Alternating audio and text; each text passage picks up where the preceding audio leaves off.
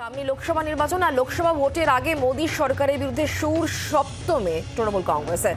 মোদী সরকার বকেয়া না মেটালে ধর্ণা, এর আগে হুঁশিয়ারি দিয়েছিলেন মমতা বন্দ্যোপাধ্যায় এবং সেই মতো ধর্ণা মঞ্চে পৌঁছেও গিয়েছেন মমতা বন্দ্যোপাধ্যায়। সামনে লোকসভা নির্বাচন আর তার আগে এই মুহূর্তে শাসক দল তৃণমূল কংগ্রেসের কাছে হাতিয়ার কেন্দ্রীয় বঞ্চনা। যে বঞ্চনার অভিযোগে একাধিকবার সরব হয়েছেন তৃণমূল সুপ্রিমো মমতা বন্দ্যোপাধ্যায় এবং পূর্ব ঘোষণা মতো মমতা বন্দ্যোপাধ্যায় তিনি ধর্ণাস্থলে ইতিমধ্যে পৌঁছে গিয়েছেন। সেই ছবি এই মুহূর্তে আপনারা দেখতেও পাচ্ছেন। কথা বলবো সুতপা এই মুহূর্তে আমাদের সঙ্গে রয়েছেন, আমাদের প্রতিনিধি সরাসরি।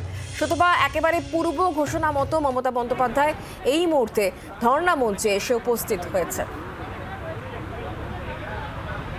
একদমই তাই। দেখো শুক্লা, ঠিক কিছুক্ষণ আগে মুখ্যমন্ত্রী মমতা বন্দ্যোপাধ্যায় ধর্ণামঞ্চে এসে উপস্থিত হয়েছেন এবং সবথেকে যেটা বড় বিষয় যে এই ধর্ণামঞ্চে যারা উপস্থিত আছেন প্রত্যেকেই কালো রঙের শাল পরে তারা এসছেন, কালো পোশাক পরে তারা এসছেন প্রতিবাদ স্বরূপ। কারণ যেহেতু কেন্দ্রের বঞ্চনার বিরুদ্ধে তাদের প্রতিবাদ, কাজেই সেই জায়গা থেকে এবং মুখ্যমন্ত্রী মমতা বন্দ্যোপাধ্যায়কেও কিন্তু আমরা দেখতে পাচ্ছি তিনি কালো শাল জড়িয়ে এসেছেন এবং এটা হচ্ছে প্রোটেস্টের একটা প্রতীক।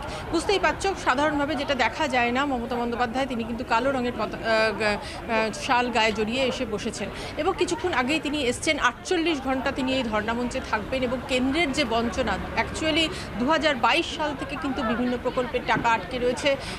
2023 সালের 1 টাকাও পাঠানো হয়নি 100 দিনের কাজের খাতেই বলো কি আবাস যোজনার খাতে বলো, এবং সেই নিয়ে প্রচুর জল ঘোলা হচ্ছে। তুমি জানো যে মুখ্যমন্ত্রী নিজেই বলেছেন একাধিকবার অসংখ্য কেন্দ্রীয় দল তারা এসেছে, তারা ফিরে গেছে, রিপোর্ট দিয়েছে রাজ্যের কাছ থেকে, তারা সেই রিপোর্টের পরিপ্রেক্ষিতে রিপোর্ট চেয়েছে, রাজ্য সরকার সেই রিপোর্ট দিয়েছে এবং আবাস যোজনার ক্ষেত্রে স্ক্রুটিনি করে রাজ্য তাদের রিপোর্ট পাঠিয়ে দিয়েছে এবং তারপরেও প্রধানমন্ত্রীর সঙ্গে মুখ্যমন্ত্রী একাধিকবার দেখা করেছেন, প্রধানমন্ত্রীকে একাধিকবার চিঠি লিখেছেন।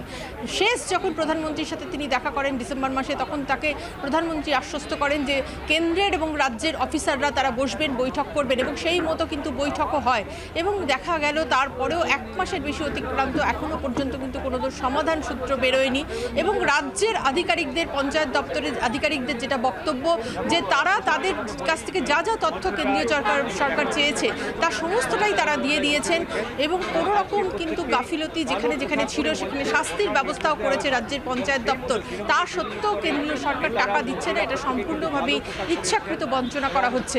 মুখ্যমন্ত্রী তিনি বারবারই বলেছেন যে রাজনৈতিকভাবে রাজ্যকে বঞ্চিত করা হচ্ছে, ইচ্ছাকৃতভাবে গরিব মানুষদের টাকা দেওয়া হচ্ছে না এবং সেই কারণে তুমি জানো যে যারা বঞ্চিত, অর্থাৎ যারা 100 দিনের কাজ করেছেন কিন্তু টাকা পাননি, তাদেরকেও কিন্তু এখানে নিয়ে আসা হবে এই ধর্ণামঞ্চে এবং মুখ্যমন্ত্রী তাদের সাথে বৈঠক করবেন।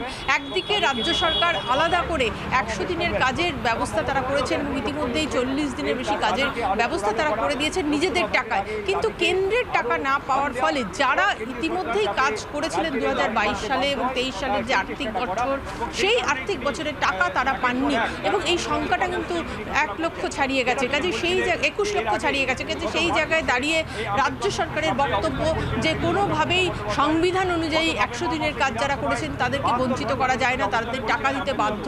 বারবার কেন্দ্রীয় সরকার নানা রকম অজুহাত দেখাচ্ছে কিন্তু তা সত্ত্বেও তারা টাকা দিচ্ছে না। সামনেই লোকসভা নির্বাচন এবং এই লোকসভা নির্বাচনকে সামনে রেখে এই বিষয়টাকে নিয়েই কিন্তু মুখ্যমন্ত্রী মমতা বন্দ্যোপাধ্যায় তিনি তার প্রচার। ঠিক এই জায়গা থেকে সুতপা একটু জানার চেষ্টা করবো, এই যে বারে বারে রাজ্যের মুখ্যমন্ত্রী মমতা বন্দ্যোপাধ্যায় তিনি সরব হয়েছেন, আমরা জানি অভিষেক বন্দ্যোপাধ্যায় সরব হয়েছেন, এর আগে রেড রোডে 29 এবং 30 মার্চ মমতা বন্দ্যোপাধ্যায় ধর্ণা দিয়েছিলেন। গত অক্টোবরে অভিষেক বন্দ্যোপাধ্যায় তিনি দিল্লিতে যান, ফিরে এসে তিনি রাজভবনের বাইরে ধর্ণায় বসেন। এই যে লাগাতার তৃণমূল কংগ্রেসের তরফ থেকে এই যে চাপ দেওয়া হচ্ছে বিগত ধর্ণা বা প্রতিবাদগুলো থেকে এবারের এই ধর্ণা কর্মসূচি কোথায় বা কতটা আলাদা? একদমই তাই। দেখো, রাজনৈতিকভাবে খুবই তাৎপর্যপূর্ণ নিঃসন্দেহে বলা যায়। তার কারণ হচ্ছে যে যেখানে শুধুমাত্র যে অভিষেক বন্দ্যোপাধ্যায় বা মমতা বন্দ্যোপাধ্যায় তারা প্রোটেস্ট করছেন, তারা গিয়ে একজন মুখ্যমন্ত্রী হিসেবে মমতা বন্দ্যোপাধ্যায় প্রধানমন্ত্রীর সঙ্গে দেখা করছেন, বারবার চিঠি লিখছেন, তাই নয়, আমরা রাজ্যপালকেও কিন্তু এই ব্যাপারে অ্যাক্টিভ হতে দেখেছি। যখন অভিষেক বন্দ্যোপাধ্যায় রাজভবনের সামনে ধর্ণা বসেছিলেন সেই সময় রাজ্যপালের সাথে তিনি দেখা করেন এবং রাজ্যপাল তখন তাকে আশ্বস্ত করেছিলেন যে তিনি কেন্দ্রের সাথে কথা বলবেন এবং পরবর্তীকালে আমরা দেখেওছিলাম ইতিমধ্যে রাজ্যপাল কেন্দ্রের সাথে কথা বলেছেন এবং এই মুহূর্তেও কিন্তু আমরা দেখেছি যে রাজ্যপাল তিনি দিল্লিতে গেছেন, তিনি দিল্লিতে গিয়ে কথা বলেছেন স্বরাষ্ট্রমন্ত্রী সহ অন্যান্যদের সাথে এবং সংশ্লিষ্ট যে দপ্তর গ্রামোন্নয়ন দপ্তর তাদের সাথেও কথা বলেছেন।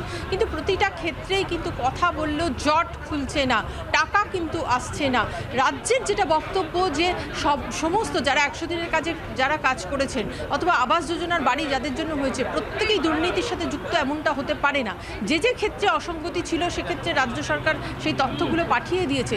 তা সত্ত্বেও যখন টাকা দেয়া হচ্ছে না তখন এটা পরিষ্কারভাবেই বঞ্চনা ছাড়া আর কিছু নয় বলে তারা মনে করছেন এবং সেই জায়গায় দাঁড়িয়েই মমতা বন্দ্যোপাধ্যায় ধর্ণা মঞ্চে বসেছেন। এবং শুধু তাই নয়, লোকসভা নির্বাচনে যে বিভিন্ন ইস্যুগুলো নিয়ে তৃণমূল নেতৃত্ব তারা আন্দোলনে নামবেন তার মধ্যে একটা অন্যতম বিষয় কিন্তু এই বঞ্চনার বিষয়টা। কেন্দ্রের বঞ্চনার বিষয়টাই এবার সবথেকে বড় প্রচারের বিষয় হয়ে দাঁড়াবে রাজ্য সরকার বা তৃণমূল কংগ্রেসের ক্ষেত্রে, এটা পরিষ্কারভাবেই বলা যায়। এবং ইতিমধ্যেই কোন কোন খাতে কত কোটি টাকা পাওনা আছে তা জানিয়ে প্রধানমন্ত্রীকে চিঠি লেখা হয়েছে এবং তার সাথে সরাসরি কথাও বলা হয়েছে। তা সত্ত্বেও সেই টাকা যখন আসছে না তখন এই বিষয়টাকেই হাতিয়ার করতে চলেছে রাজ্য এবং সবথেকে বড় কথা তৃণমূল কংগ্রেসও কিন্তু এই বিষয়টাকে নিয়েই প্রচারে যাচ্ছেন এবং আগামী লোকসভা নির্বাচনের দিনক্ষণ ঘোষণার আগে থেকেই এই বিষয়টাকে নিয়ে চড়া সুর তৃণমূল নেতৃত্বের এবং এটা বলাই বাহুল্য যে লোকসভা নির্বাচনে এই বিষয়টাকে বড় করে হাতিয়ার করবে তৃণমূল কংগ্রেস। সুতপা, নজর রাখো, ধন্যবাদ। আর এই বিষয় নিয়ে যখন তৃণমূল কংগ্রেস একেবারে প্রতিবাদ কর্মসূচি আরো বেশি জোরদার করছে, ধার বাড়াচ্ছে, তখন রাজ্য বিজেপি মুখপাত্র শ্রমিক ভট্টাচার্য তিনি এই বিষয় নিয়ে কি জানাচ্ছেন শোনাবো।